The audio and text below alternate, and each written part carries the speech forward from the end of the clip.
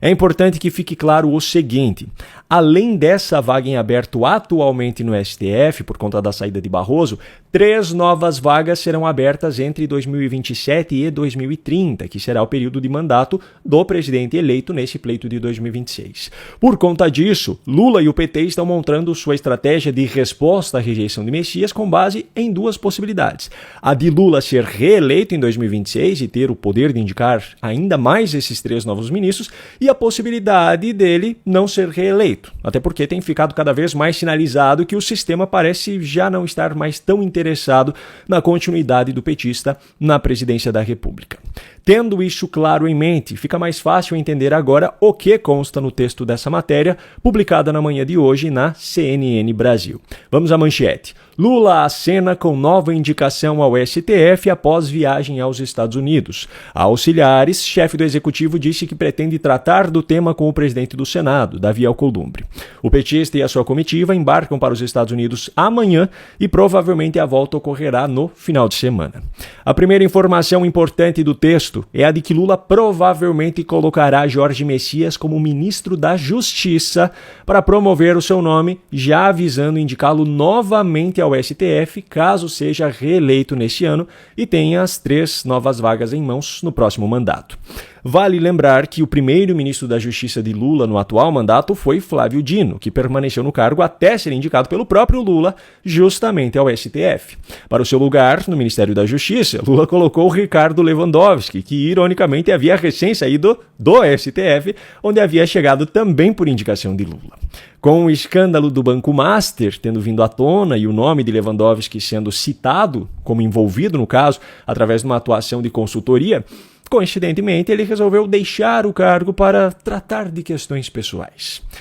No seu lugar, Lula colocou um tapa-buraco, Wellington César Lima e Silva, que até então estava no cargo de advogado-geral da Petrobras. Wellington já era um cara de pouquíssima visibilidade, e o descontentamento de Lula com ele só aumentou após a rejeição de Messias no Senado. Segundo apurações de bastidores que vieram à tona pela imprensa nessa última semana, Wellington era um dos integrantes do governo com quem Lula estava irritado, porque, na visão dele, essas pessoas teriam sido muito passivas na articulação ao perceberem que a rejeição no Senado era uma possibilidade real. Ao colocar Jorge Messias no Ministério da Justiça, Lula parece estar tentando assumir de vez que Messias não é um nome técnico, é apenas mais um político, algo que, com base no histórico, parece ser requisito indispensável para aprovação no Senado para uma vaga no STF. Bom, isso esclarece a situação sobre uma das 3 vagas futuras. Mas e para a vaga atualmente aberta? Quem será o novo indicado de Lula? Pois bem, segundo essa mesma matéria da CNN Brasil, o vice-presidente Geraldo Alckmin afirmou nesta segunda-feira que Lula pretende definir essa nova indicação ainda neste mês de maio. Para isso, ele está considerando 3 novos nomes: Simone Tebet, Carol Proner e Manuelita Hermes Rosa Oliveira Filha. Para começo de conversa, o fato de Pacheco não estar nessa lista é mais um sinal daquilo que eu comentei no vídeo de ontem, um possível rompimento definitivo de Lula com Alexandre de Moraes e com o próprio sistema. Pacheco era o nome apoiado por Moraes, Gilmar Mendes e Davi Alcolumbre, que foram justamente os maiores articuladores para que a indicação de Messias fosse rejeitada no Senado e esse constrangimento histórico fosse criado. Como eu mostrei no vídeo de ontem, Lula chamou Alcolumbre e o próprio Moraes de filhos da por conta dessa articulação, e essa declaração acabou vazando à imprensa. Ao desconsiderar Pacheco nessa lista, Lula parece estar decidido a não dar o braço a torcer quanto às exigências de Moraes e Alcolumbre. Mas não pense que os 3 nomes da lista são menos piores do que os já cogitados anteriormente. Vamos analisar cada um deles.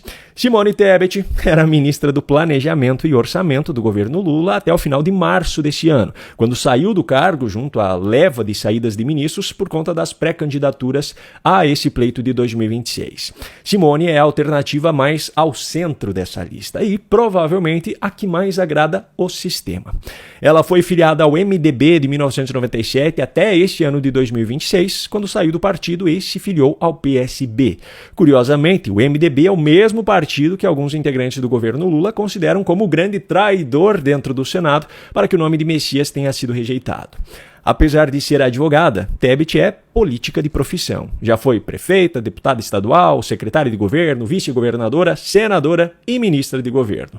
Só que o mais importante a ser considerado é o fato de ser uma pessoa absolutamente sem palavra.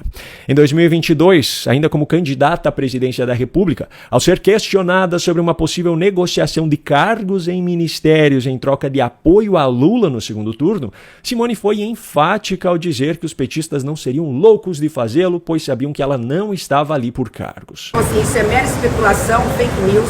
A equipe da coordenação do ex-presidente Lula não me abordou, até porque eles não são loucos de fazê-lo, eles me conhecem, sabem do nosso propósito e que eu não estou aqui por cargos. Só que poucos meses depois, ela fez justamente o contrário. Aceitou um cargo de ministra no governo Lula. E não apenas isso, durante sua gestão, ainda fez questão de enfatizar que o ato de Lula de recriar o ministério, que foi justamente o que lhe deu esse cargo, foi um ato de amor. O primeiro ato deste governo, do governo do presidente Lula, foi um ato de amor e sabedoria ao recriar o Ministério do Planejamento. O próximo nome da lista é o de Carol Proner, que em um primeiro momento até parece ser alguém de fora do meio político por se tratar de um nome desconhecido. Mas apenas alguns segundos de pesquisa já são suficientes para descobrir o porquê dela estar na lista de Lula. Apesar de ter uma formação acadêmica até aceitável para o cargo de ministra, mesmo que nunca tenha sido magistrada, os verdadeiros motivos para que ela esteja sendo cogitada por Lula são outros. Primeiro, por ser integrante do Prerrogativas, aquele grupo de advogados extremamente militantes pró-Lula, que tem tanta influência dentro do PT que até cargo de primeiro escalão recebeu quando o petista foi eleito presidente. Para quem não se lembra, o Prerrogativas foi agraciado por Lula com a presidência dos Correios, que foi ocupada por Fabiano Silva dos Santos. O resultado você já conhece. Os Correios alcançaram a pior crise financeira da sua história, ao ponto do próprio Fabiano pedir para deixar o cargo. No seu perfil no Instagram, Carol Proner ainda faz questão de ostentar fotos que mostram a amizade pessoal do casal com Lula e Janja e exibe fotos que até mesmo Chico Buarque deve olhar com certo desagrado, tamanho é o afeto demonstrado por Lula. Levando-se em conta o fato de que Lula disse em 2022 que jamais indicaria amigos à Suprema Corte para lhe prestarem favores pessoais, Carol Proner seria a candidata da lista que mais provaria o quanto essa afirmação foi mentirosa, superando até mesmo os amigos já indicados anteriormente e já aprovados pelo Senado. E o último nome da lista é o de Manuelita Hermes Rosa Oliveira Filha, que atualmente ocupa um cargo de coordenação na Advocacia Geral da União. Nesse caso, aparentemente não há uma proximidade pessoal dela com o presidente. Ela possui uma formação acadêmica compatível com o cargo de ministra do STF, incluindo o doutorado, apesar de nunca ter sido magistrada também, algo que eu sou contra. E eu não consegui achar nenhuma foto dela diretamente com Lula. Em contrapartida, ela possui fotos em seu perfil no Instagram, mostrando que esteve presente em vários eventos do atual governo, possui fotos ao lado de pessoas como Ricardo Lewandowski, Gilmar Mendes, incluindo algumas parcerias com o IDP, que pertence ao ministro, Luiz Roberto Barroso, Rosa Weber, Cristiano Zanin, Cida Gonçalves, Silvio Almeida, entre outros que tiveram ou ainda têm alguma ligação direta com o governo Lula. Além disso, pelas suas obras literárias e pelas suas palestras e aulas ministradas, fica muito claro seu ativismo pelas principais pautas de esquerda. E ainda tem mais um fato muito relevante nessa história. Manuelita Hermes também pertence ao grupo Prerrogativas. No caso dela, me parece ser o nome cogitado por Lula para atender aos pedidos de uma grande parte da própria esquerda e também do PT, que tem pedido a presença de uma mulher negra no STF.